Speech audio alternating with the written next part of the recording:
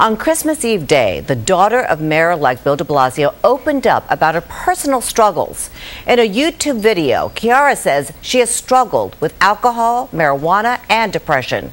During the mayoral campaign, there were rumors of those problems, but no media outlet published a story after Bill de Blasio said his kids were off limits. Of course, at the same time, while the campaign pleaded for privacy, Chiara and her brother stumped for their dad and television ads, and those ads helped de Blasio surge in the polls. So it's Christmas Eve, and it's just a week and a day until the mayor-elect is officially sworn in. A lot of people are wondering, why now? Pix 11's Allison Caden is live for us in our studio with a closer look at the video and the message it sends. Allison. I've had depression, like clinical depression, for like my entire adolescence. And so that's been something that I've always dealt with or not known how to deal with. With soft piano music in the background, Chiara de Blasio shares her story. The video, nearly 5 minutes long, was released today by the de Blasios. Removing substances from my life, it's opened so many doors for me. Like, I was actually able to participate in my dad's campaign, and that was like the greatest thing ever. New York City first met the 19-year-old college student during Bill de Blasio's campaign for mayor. And despite rumors, the campaign never confirmed or acknowledged Chiara's problem with depression or drugs. Until now. I would just like smoke weed, and then I would be like, oh, I'm not going to smoke weed, and then I just drink. Like, it was kind of just bartering for equally bad outcome. Chiara says she eventually sought help from an outpatient treatment center in the city. She says she is now doing well in school, and by going public, she says she is trying to help others. The de Blasio family outside their Brooklyn home today. I hope that everybody watches the video.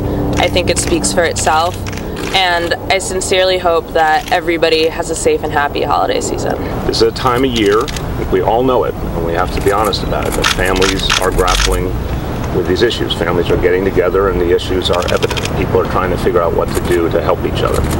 And one of the biggest things to do to help each other is to talk openly about the problem. And it doesn't happen enough, and it's time for it to happen. This isn't the first time we've heard about substance abuse issues within the de Blasio family. During the campaign, de Blasio talked about his father's dependence on alcohol. His father later committed suicide while battling terminal cancer. De Blasio described his father as a heavy drinker who abandoned his wife and sons when de Blasio was just 7 years old. Here with us to talk about Chiara's confession and what it means is psychologist Dr. J. Buzz von Ornsteiner, who runs a program to help people with mental health issues and with substance abuse problems. Thanks so much for being here, Dr. Buzz. Hey, thanks for having me. So why do you think this video is so important? We were talking about this earlier. Sure. You felt this was a very crucial video. Why? You know, usually we don't see someone come out so bold and so articulate and such a good testimonial of their insights and why they were suffering from mental health, why they at first minimized it, why they maybe went towards substance abuse for self-medication, and how that in itself turned into an addiction. She gave great insights, and on top of everything else, she has family support. Our future mayor. That is key, is it not, that she has support of family members and loved ones? It's fantastic, and on top of that, she also gave good insights into, she had individual therapy, she also had group therapy, that she states there needs to be more discussion, treatment needs to be more available. She said all the things, as personally as a psychologist, I want to hear that treatment is available and it should be hidden. And in fact, she's a dual diagnosed individual. She has mental health and substance abuse. And she sought treatment, and now she's in recovery, and she wants to help others. So do you think her confession will have a good impact on other teenagers who might be suffering silently tonight? Yes.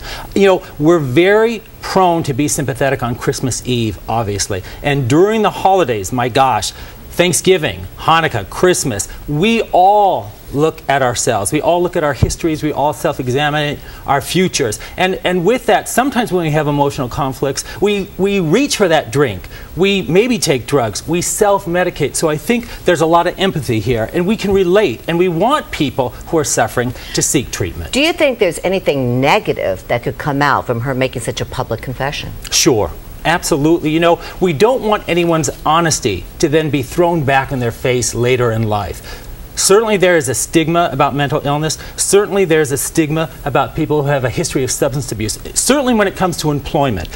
She's so public. She's so out there. I wouldn't want this to ever damage her employment. I wouldn't want people to have any kind of prejudices against her. It may even affect her relationships to come. So this is a very brave thing for her to do. Absolutely, okay. Because she put it out there, and she's convincing all of us in her own way that treatment is the answer. Dr. Buzz, thank you very much. Always nice to see you. Thank you for having me.